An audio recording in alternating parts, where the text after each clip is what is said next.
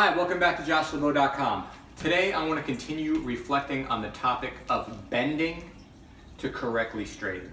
Okay, we've discussed this a little bit in Stop Standing Up So Straight and Stop Stretching Your Hamstrings, or videos or articles that I put out a little earlier. Today I sort of want to talk about it from a respiratory perspective, and sort of from a perspective of even, let's extrapolate it to the perspective of aging, is as we get older, we all sort of notice that tendency to get more and more into that bent posture. What I want to tell you is that that's actually your brain trying to help your body breathe.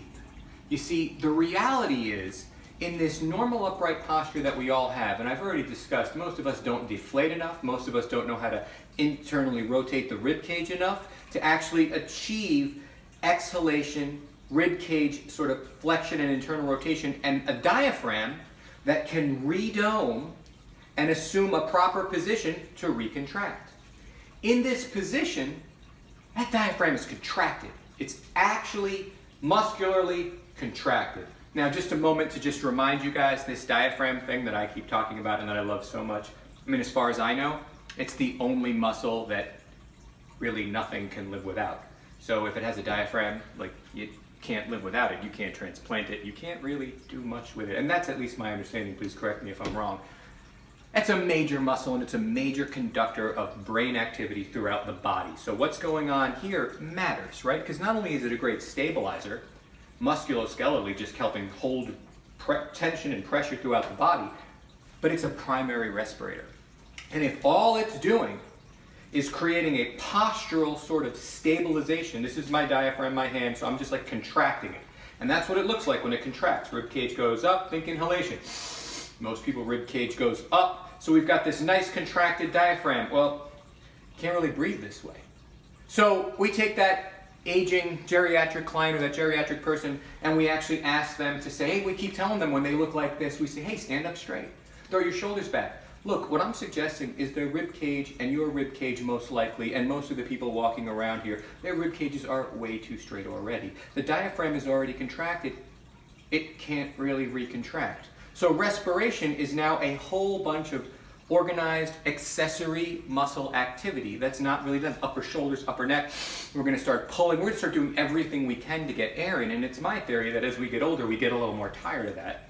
And the brain just says, screw it. And it decides to sacrifice the spine to try to bend you, to get you down, right? It didn't exhale. I didn't, as I've shown you before. There's a big difference between exhaling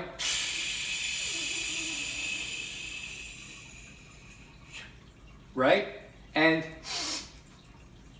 bending a fully inflated, externally rotated rib cage, right? So the whole goal is the brain is trying to get you, as you are looking like you're slouching, it's actually trying to teach you to bend. It's begging you to bend. It's begging you to help it respirate. So for God's sake, please listen to it. Stop not listening to it. Stop throwing your shoulders back and thinking, oh, I'm right. No, your brain is right. Follow it. Just listen. Follow it. Follow it with the bend. That's what it's asking. Once you've learned to bend, now you keep your bend, and now stand your spine up straight. See, we're not wrong. You do need to have a nice, straight spine while you've anchored and held down in your bend. So bending to the brain is far more important because it needs to position the diaphragm for respiration. Okay, it's so simple. So please, just think about it.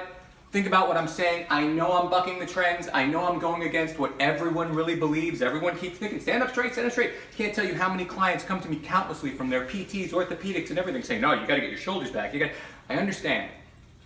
I understand. You're not really wrong. You just don't understand that the rib cage is already too far back to do that. We got to get the rib cage forward so that the diaphragm is in a position to breathe, so that this person can actually breathe, because that's really all the brain cares about. Really. Try it. Hold your breath. How long can you hold that breath before you actually really give a shit about breathing? All right? Thank you very much, guys. You're fantastic for sticking with me. Hope this wasn't too long. If you have any questions, let me know. joshlabo.com. Take care.